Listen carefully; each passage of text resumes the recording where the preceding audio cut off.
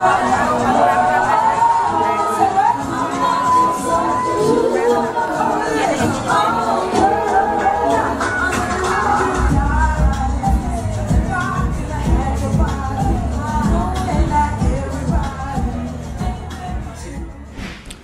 up, y'all? This is Jeff Baraka for GWHH.com. I'm chilling right here in Chicago at a spot called Angel. I guess I must be the king because I'm sitting with an angel, Estelle. Aww, good. How are you? I'm good. I'm chilling. Good. Thank you for gracing us with your presence. First, let's start. What are you doing in town? What are you doing in Chicago tonight? Well, I'm here performing with for Dwayne Wade's charity foundation. Oh yeah. I'm excited. You know, it's the first time like I've been embraced by the basketball community. No, I'm joking. Well, I mean, you know, Dwayne Wade is an amazing guy, and, sure. And I love the work he does for his foundation and what he does with him and his sister do for Chicago and for just for the kids. Certainly. So I'm a big supporter. Certainly. Man, that could lead us in all kind of directions. Obviously, the quote-unquote giving back to the community and now is so important and looking out for our disaffected youth. How we know about what happened in London recently, and obviously, how important is it to try to fill some of the gaps that maybe some of our government leaves for our youth to kind of fight on the wayside? I don't think it's entirely the government's duty to raise our children. This is very true. I just think it's our jobs. Yep. Our parents. Yep. Our village. Yep. And so it frustrates me at the same time. I know why the kids were rioting. Sure. But it frustrates me the way they did it. Back in the day, a riot wouldn't have been tearing up people's houses, going to people's cribs, tearing up people's businesses that they built. Sure. For years, a riot would have been like a protest, something organized where we gained from it. Sure. We just messed ourselves up. We earned 30% of what we were trying to get. Sure. And now we have to go back and pay for that. Yeah. The kids are gonna get everything's locked down. Yeah. You thought you were gonna get a school center out of it. No, you get nothing. You get less than a school center. You know what? You get locked up every 10 seconds. You and your friends. You get locked up 10 times faster now. Wow. They just completely canceled out everything for themselves. And it is what it is. Labor was ruling government before all this this happened. Sure. And we just recently switched over to conservative, which is our Republicans. Okay. So it's a whole, and it's like every time the Republicans are in power or conservative are in power, sure. it's some beef. So now this gives them more argument. So this gives them more argument. Yep. Say, well, the kids. Yep. We told you this is what they were like, and it's like, well, we weren't like this till you got here. Right. But no one hears that, and no one sees that. But it's just, they didn't help. They didn't help themselves. The kids that were out there doing this stupid stuff made it worse for everybody else. Gotcha. They made the block hot, basically. Yeah.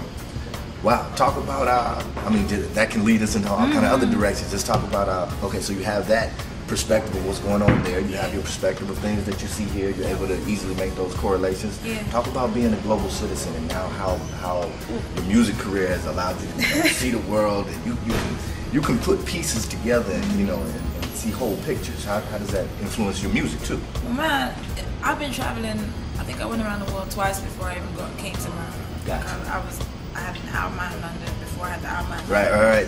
The new album is a third album, It's y'all. the third one. Right, okay. Before I even had that, I had a mixtape, I had my own record label, so I've been everywhere twice. Sure. Before American Boy came out. Sure. So my perspective and my, the way I would approach songs, the way I approach everything is way broader, than the average first time worldwide artist. Certainly.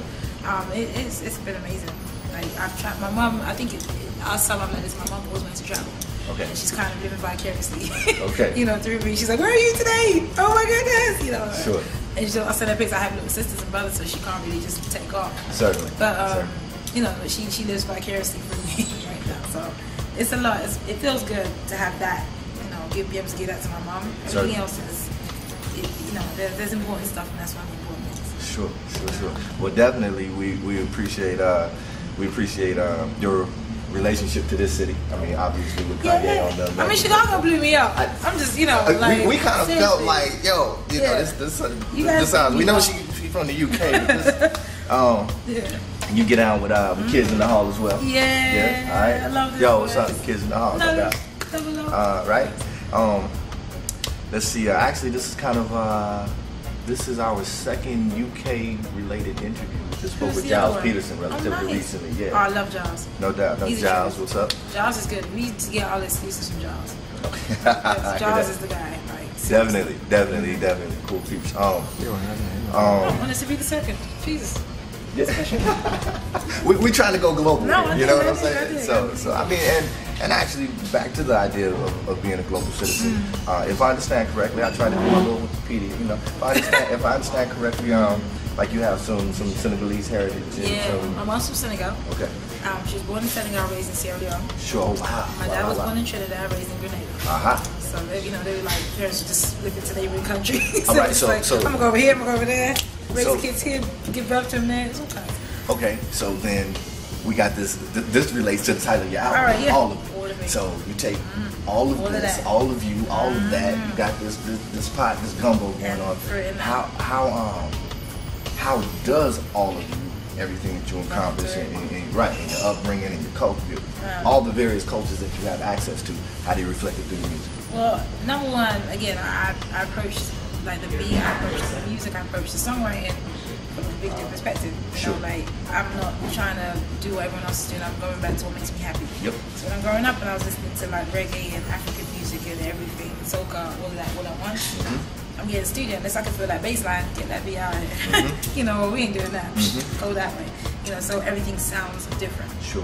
So I think that throws people a little bit when they hear my music from the off. They're like, I like it.